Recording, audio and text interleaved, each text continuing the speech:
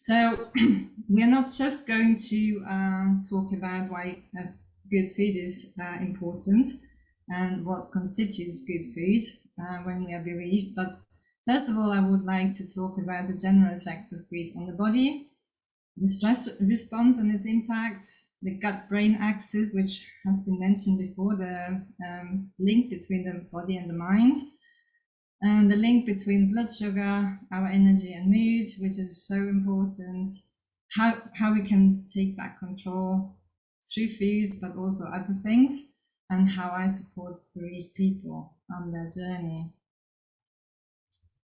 So what we all know is that one of the effects of grief is pain.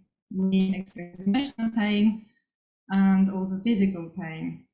And I would like you to notice in particular that it mentions dry mouth here as a physical symptom, tightness in the chest or in the throat, breathlessness, weakness in muscles, and lack of energy.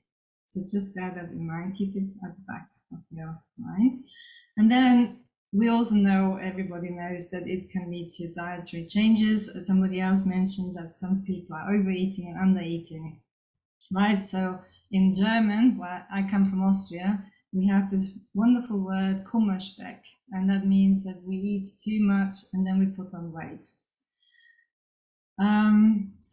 But what is very, very often overlooked and hardly ever mentioned, and that's why I was so surprised coming across this article, is that grief triggers a massive stress response in our body. And stress is a whole body experience. It's not just in the mind. It does all sorts of things, impacts the whole body. And why does it impact the whole body?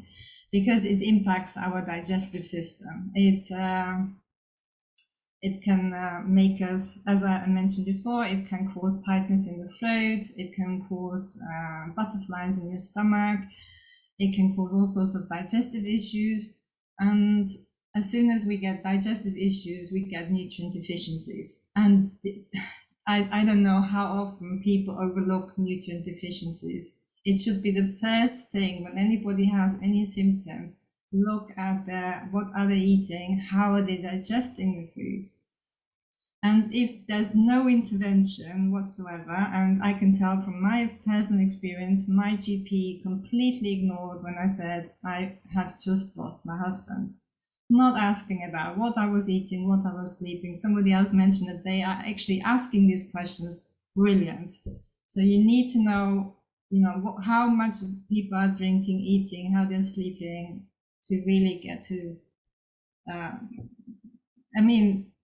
to help them. So we are all individual people, so stress and the digestive issues and the nutrient deficiencies can impact our physical and mental health in different ways. That's where our genes come in, right? So, and that's why we develop so many different grief symptoms. But what's behind all these grief symptoms is stress. And so I already mentioned the mental health component. And that's where the gut-brain axis comes in, because everything that goes on in our gut has an impact on our brain and vice versa. And I'll go into that a little bit more during this webinar. But you can already see here it affects our mood, behavior, stress and anxiety levels, neurotransmitters, and how we propel food through the digestive tract.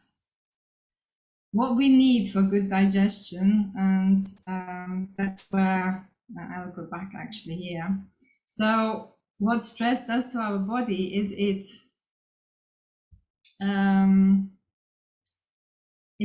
yes. So stress is our ancient response, is an ancient response. In prehistoric times, when we were still living in close proximity to the saber-toothed tiger, the stress response helped us to get away. And you may all have heard of the saber-toothed tiger. But what you may not have been made aware of is that when the blood is diverted away into the limbs, to the heart, and we make a lot of sugar, blood sugar in the liver. One thing that we don't need to run away from the tiger is our digestive system. So that's why stress has such a huge impact on our digestion, because it just shuts it down. It's not important. And unfortunately, grief is perceived by the body as a threat, to survival. I don't know why. It's completely wrong. But strong emotions, and grief is such a conglomerate of strong emotions, is perceived as a threat. So we have this automatic stress response, whether we like it or not. And what we need for good digestion is blood. So when we haven't got blood in our stomach and small intestine, large intestines, the food can't be processed properly. And we get what I already mentioned, digestive issues such as gas and bloating, acid reflux, IBS, and so on, constipation. But also when we are bereaved, we lack energy. I was so low in energy. And my bereavement counselor actually said, we all turn into energy vampires. We have negative energy. So but we need 60% of the energy we get from the food we eat goes back into digesting the next meal. 60% out of 100 is a lot that we need for digestion, right? And 20% of the energy goes to the brain under normal circumstances. Now, when we are bereaved, our brain is on constantly processing what we've just experienced. It just tries to constantly make sense that that person is no longer here. So, of course, we need more than 20% for the brain. So there's not much energy left, and that's why we go into negative energy mode. And then we also need lots of fluids. And one thing that bereaved people forget, and I was one of them, is drinking. Right? How often do we forget to drink when we're bereaved? And we don't feel like it. Even if somebody puts a cup of tea in front of us, we don't drink it. I definitely didn't. So just be aware. These are three key factors: blood, energy, and fluids. So when we have poor digestion, we get food cravings because we get nutrient deficiencies, and food cravings are actually the body's way of communicating what it needs. So it's something positive, and we should listen to our cravings. Yeah, we shouldn't just say, oh, I've got sweet cravings again, like something negative. No, it's something positive. Your body is trying to tell you what it needs. Listen. Become aware of your cravings. For example, nutrient deficiency we commonly have when we are bereaved is magnesium, because magnesium is depleted in times of high stress, and grief is a time of high stress, and it goes on for a prolonged period of time as well. It's not just acute stress, it's chronic stress. So magnesium, we crave chocolate when we lack magnesium, or nuts. Gut microbial imbalances. Now that may be something new to some of you. We have trillions of microbes in our gut, and there are bacteria, beneficial ones and harmful ones, parasites, viruses, not just 140,000 viruses live in our gut actually, and we have yeast and we have fungi. So, and there is always a balance. And when we're healthy, there's a healthy balance between all of these microorganisms. When we are stressed, unfortunately, that balance is tipped towards the more harmful microbes. And then we can get cravings as well. One thing that beneficial bacteria do for us is they produce serotonin. 95% of serotonin is produced by our beneficial gut bacteria, not in the brain.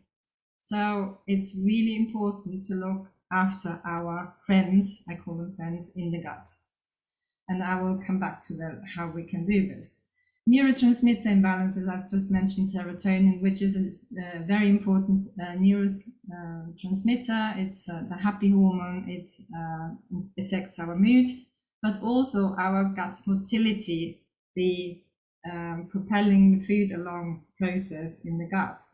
So if we have a lack of serotonin, we get IBS symptoms, irritable bowel syndrome, and IBS is very often linked to depression because there's a lack of serotonin.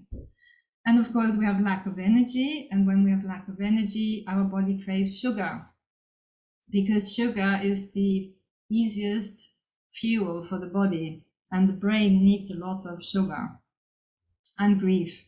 So we have a very, very deep need for comfort.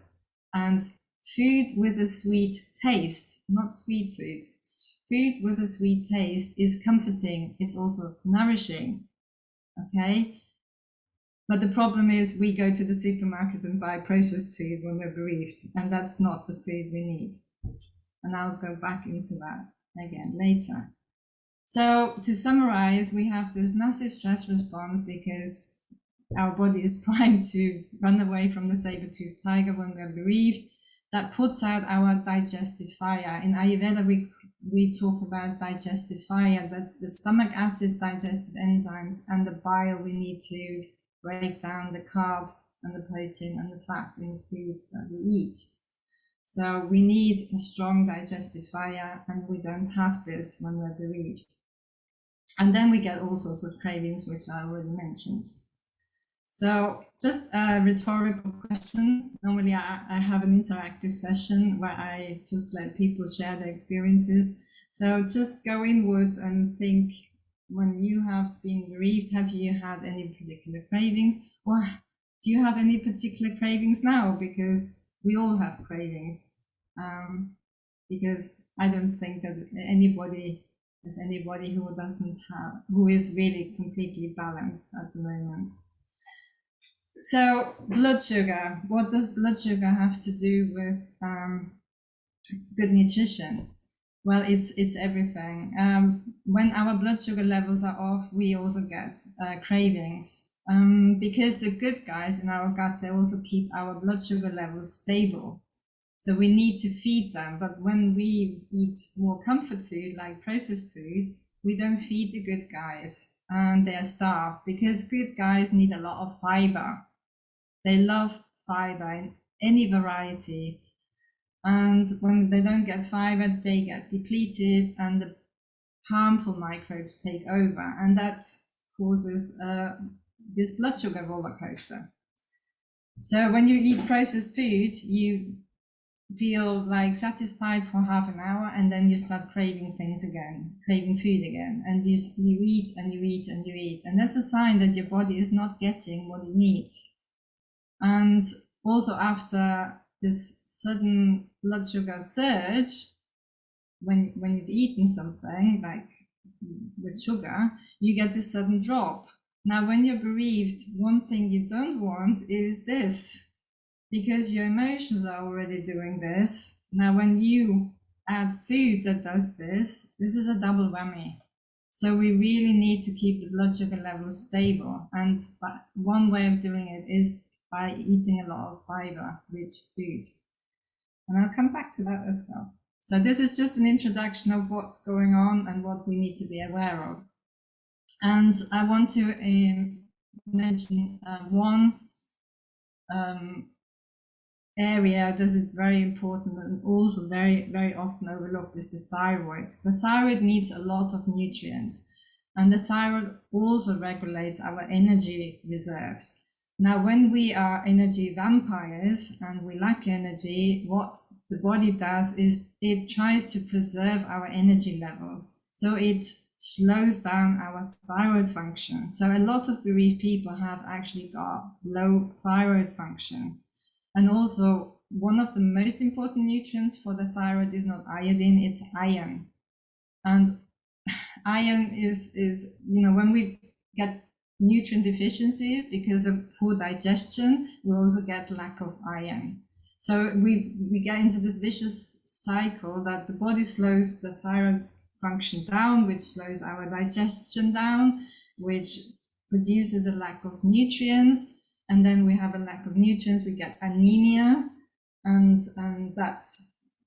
then we get a lack of oomph in our digestive system, and more nutrient deficiencies and digestive issues. So we just end up in this vicious cycle. And you can see other vitamins and minerals that our thyroid needs. So a good multivitamin would actually help a lot of bereaved people. And one thing that also impacts thyroid function is stress, through our digestive system, but also other stresses. There's a lot of stresses, and diet in itself can be a stressor. And also infections and trauma, medications, and toxins, they can all impact our thyroid.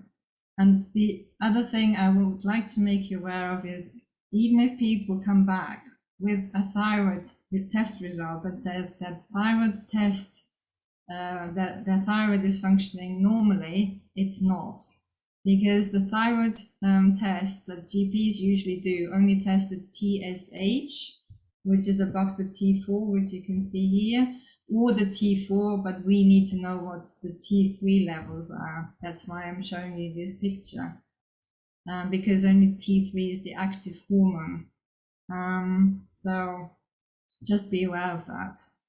We need to know the T3 levels.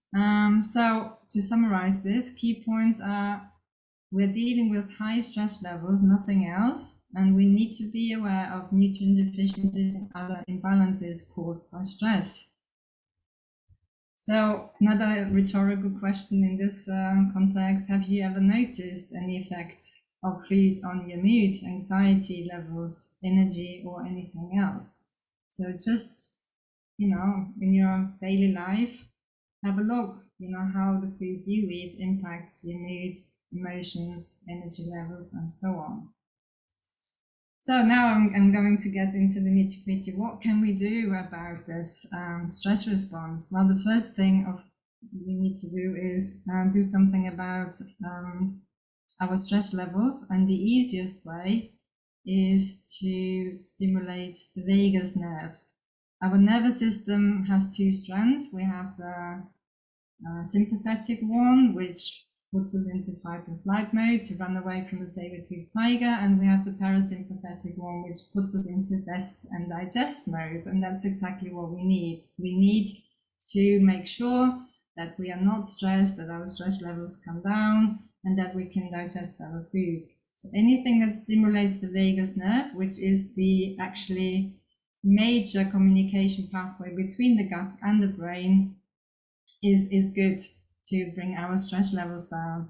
And it can be very simple. It can be just meditation, but some people don't like meditation, or deep breathing. And when you do a deep breathing exercise, you can do like 10 deep breaths in the morning to set you up for the day and bring your stress levels down straight away. Or another good time would be before and after a meal, because you want to have a lot of blood in your digestive system when you digest the meal. So just some deep breathing will help to get the blood into your stomach. So I don't know whether everybody is familiar with deep breathing. No? Because I would like to just do it with you so that you can show your clients how to do it. So please close your eyes for a minute and just become aware of your breath. And then put your hands on your tummy, and on the next inhale, just imagine that you're blowing up a big balloon in your tummy, and move your hands and your tummy out and your hands with it. So blow some air into your tummy. Make the balloon as big as possible.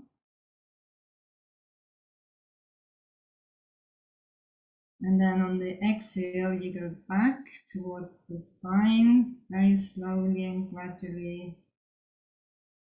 No rush.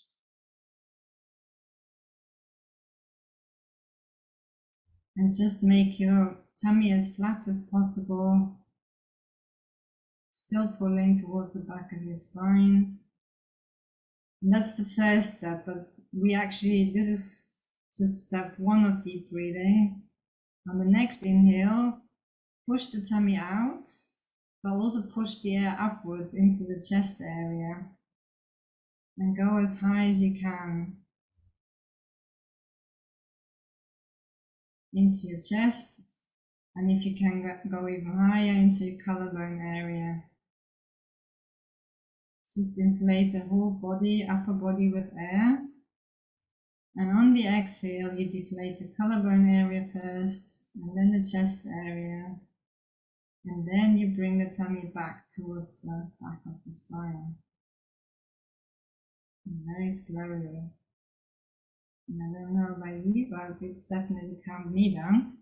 So this is a good way to actually up our digestive enzymes by 25%. And we need digestive enzymes to break down the protein in our food well. So a really simple way, doesn't cost anything, just a few minutes, maybe 1, 2, and you can do it just 3 times or a few more times. And after the meal is also important to have some rest, so that the stomach has some time to churn the food.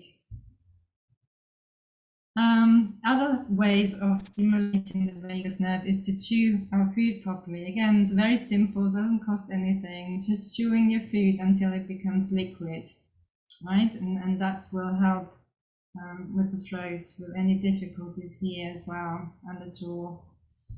And to eat in a calm and stress-free environment. If you eat in front of the television, some blood is going to go towards your eyes and towards the brain to process what you see on television. So there's blood being diverted away from your digestive system. Just be aware of it. I know that many bereaved people sit in front of the television, especially when they've lost their partner. It's just very sad and boring to sit on your own at the table. But if you have any digestive system, that's a very simple way of making sure there's more blood in your stomach. And savor your food when you cook. First of all, cooking is very therapeutic because it's repetitive, and anything that's repetitive calms the vagus nerve and brings stress levels down. When you savor the food, when you cook, and you cook with colors and spices, which I always recommend, you actually prepare your stomach for the food that you're cooking. So it's very, very important to be present when you cook. It's also a good distraction actually from your grief. I have a client at the moment, and she doesn't want to spend a single 1 minute longer than necessary on cooking or food preparation in general. She's just like, and she lost her baby 20 years ago, and ever since then she's never had her appetite back. So there was some very, very serious psychological thing going on. So, but being present when you cook is so important to produce the right amount of the stomach acid, enzymes, and bile. I come back to that all the time because we need these 3 substances to break down our food properly so that we get the nourishment from the food. Avoid overeating because the stomach can't churn properly when it's too full, like a washing machine. And eat only when you are truly hungry. Now, bereaved people have a problem with hunger anyway. They have low appetite. And that ties in with the next recommendation: eat at a regular time, 3 meals at regular times each day. So when you are not hungry, for example, at breakfast time, have a cup of ginger tea at the time that you would normally have breakfast. Skip breakfast by drinking this cup of ginger tea, and then you hopefully will have a stronger appetite for lunch. And lunch should be the main meal of the day because our digestive system is strongest between 12 and 2. There's various ways in which I tell people that they can actually make sure they have their main meal at lunchtime. You can get a food flask, you can prepare food in a slow cooker in the evening and have something ready in the morning to take with you. And when you are bereaved and at home, it's actually easier to make your main fruit at lunchtime. And I would really encourage it. Dinner should be very light, and it should not contain anything with gluten or wheat in particular. It should not contain dairy and red meat, because all these three things are very difficult to digest. So they should be eaten before 5 o'clock to give it a chance to be processed properly by the body. Otherwise, they will cause digestive issues. And indigestion is one reason why people actually have a bad sleep and wake up or can't go to sleep in the night. And avoid cold drinks and food. Now, that's an interesting one. Why is cold drinks and food not recommended? Well, everything that's not cooked will require the stomach to do the cooking for you, right? And that means that it will need more energy than the 60%. So we want to really make sure we need as little energy as possible for digesting our food. So if we pre-cook everything, we don't need more energy to process the food. Also, another thing is anything that's cold, like a cold drink, will constrict the blood in the stomach and digestive system. And when there's blood constriction, we don't have the blood that we need again. So just be mindful of that. The importance of a varied diet. I already mentioned the beneficial gut bacteria, and they love fiber. And because we don't know which fiber, which bacterial strain prefers, it's good to eat a wide variety of food. And the best way to get more variety into your daily meal routine is to eat a rainbow, to just add more color to your meals. And you can add more color to an omelette, Sunday roast, chili, anything. It was risotto, stir fry. My go-to was actually a green stir fry recipe, which I then turned into anything. So I was playing around with color. I was also playing around with herbs and spices. So because we need to add at least 5 different vegetables to our diet every day. And that will make sure that we get all the different fiber that we need for our gut bacteria that keep us healthy.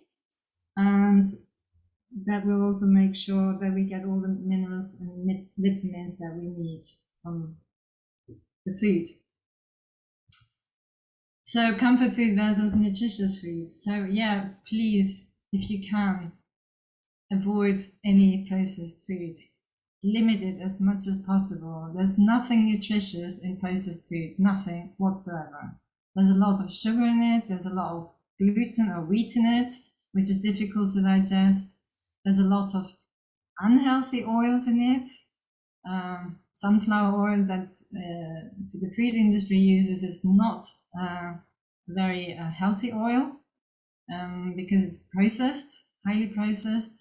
And if you want, we can have sugar.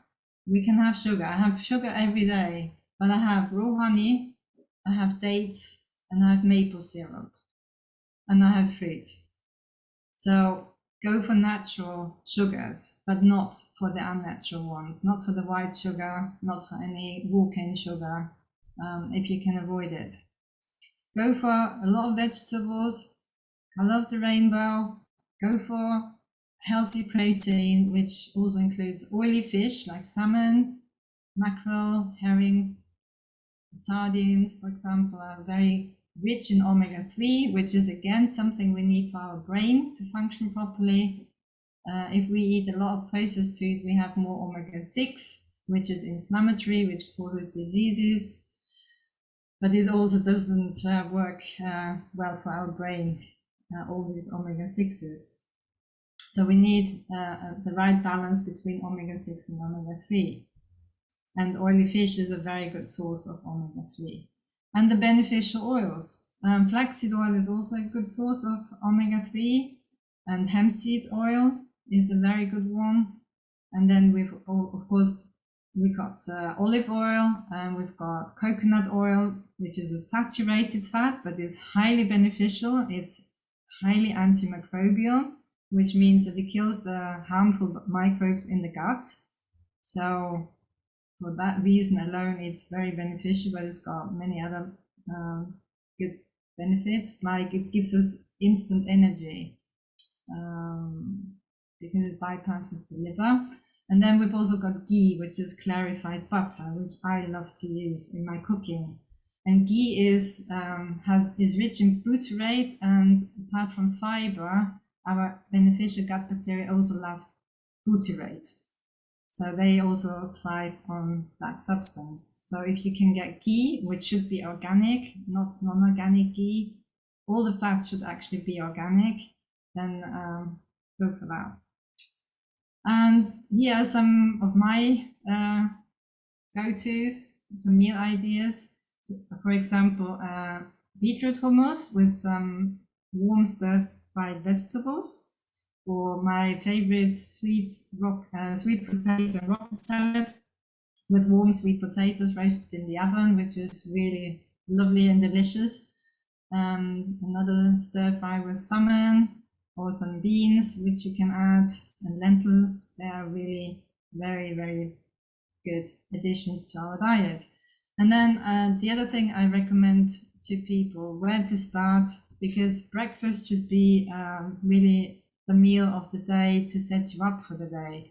If you don't have the appetite, okay, go for ginger tea. But if you have the appetite and porridge doesn't fill you, and you feel like you need to snack at 11 o'clock, then maybe you should try this breakfast smoothie, because it's well balanced, which means that it contains the protein, the carbs, and the beneficial oils that we need to keep us full for longer, so that we don't snack, because snacking is again a way to reduce the amount of stomach acid, enzymes, and bile that we need to digest our main meal. So if we snack a lot, our body is constantly putting the stomach acid into processing the snack, and we don't have as much stomach acid left for the next meal.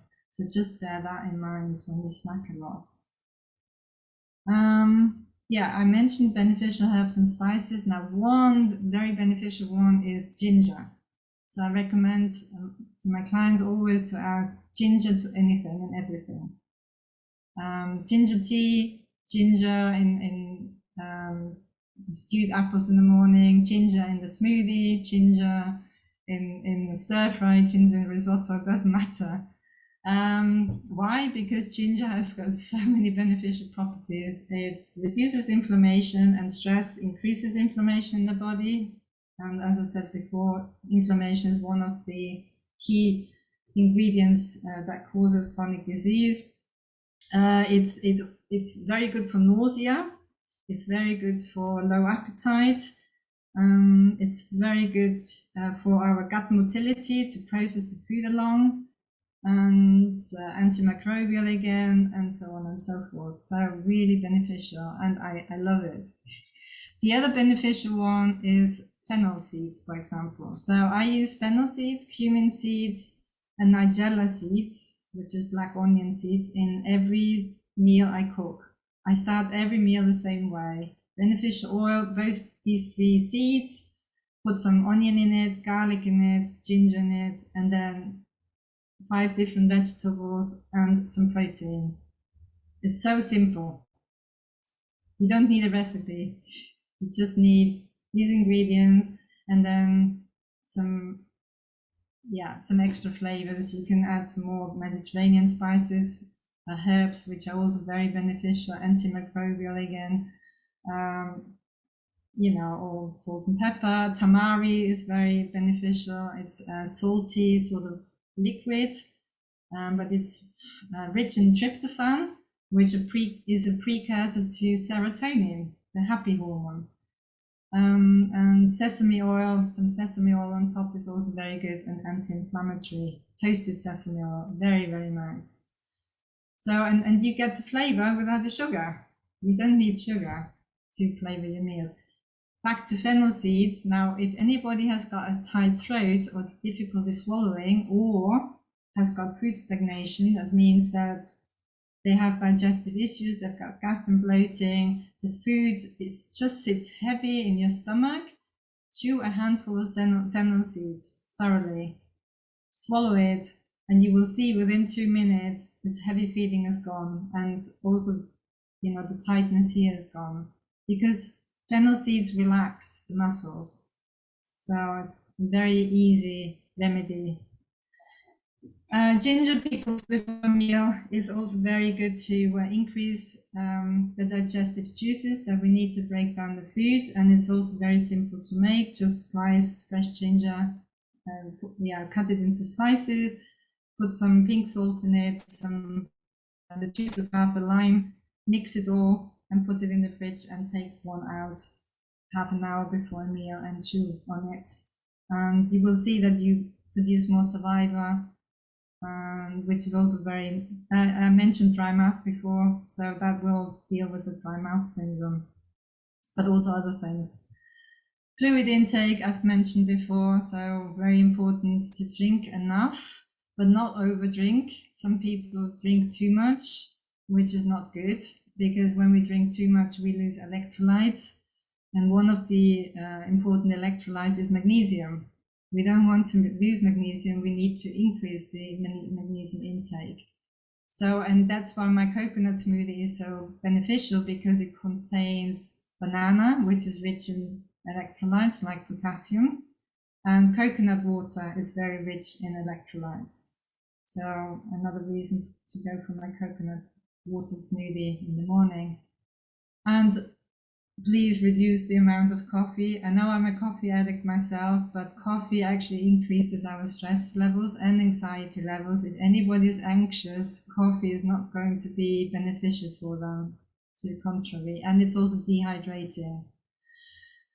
So a lukewarm glass of water with some lemon juice and some pink salt half an hour before a meal can also help people rehydrate before a meal and make them digest their meal better.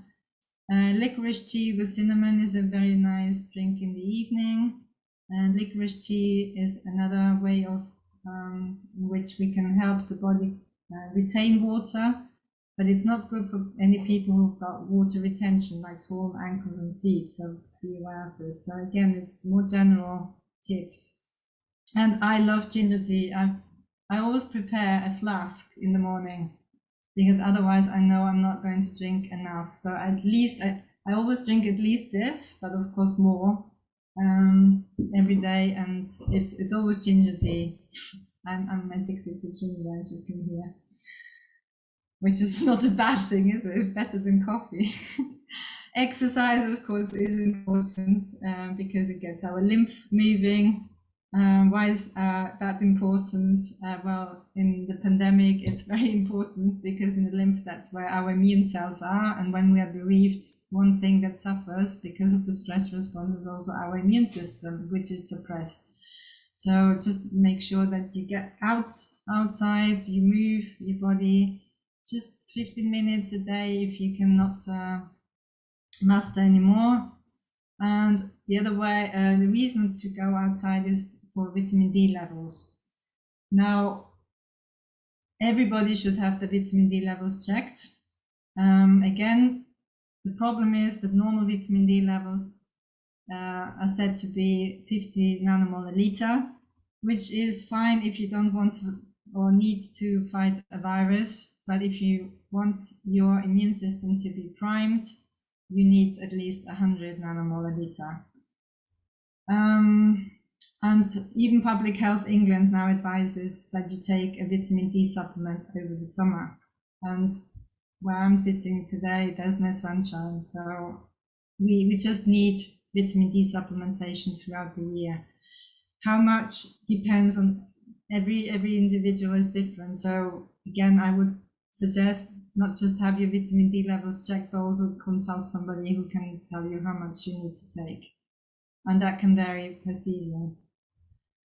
So where to start? Because I've given you a lot of tips. I always tell people, start with breathing. Deep breathing, three to five deep breaths before a meal will already be very beneficial. If you can master it more, anytime you feel that you're stressed or anxious, brilliant. But just start before a meal. Add a rainbow of vegetables to anything you already know how to cook, like a soup or a stir fry or a curry, quiche, whatever is your favorite recipe. Add more colored vegetables and sip warm water throughout the day or herbal tea. I offer quite a lot. I've made some cooking videos during the pandemic with and for bereaved partners, which can be found on YouTube. I have an adaptable shopping list for people who don't know where to start with changing their shopping habits to a more, include more nutritious food. I don't want to say bad food because bad and good is something I try to avoid. I have also a list with some simple and highly nutritious meal ideas. I also don't like the word recipe, as you can hear. It's all more ideas and recipes. Yes, you start with a recipe, but if you haven't got all the ingredients, just change it. Just substitute. I had to do that yesterday. It was brilliant. So, and you get more variety that way. I have a short video with meal prep ideas. I have my own wellbeing community for bereaved partners where I share tips, all sorts of things, recipes, and I offer a free 30-minute first steps towards change session where we can discuss your health challenges.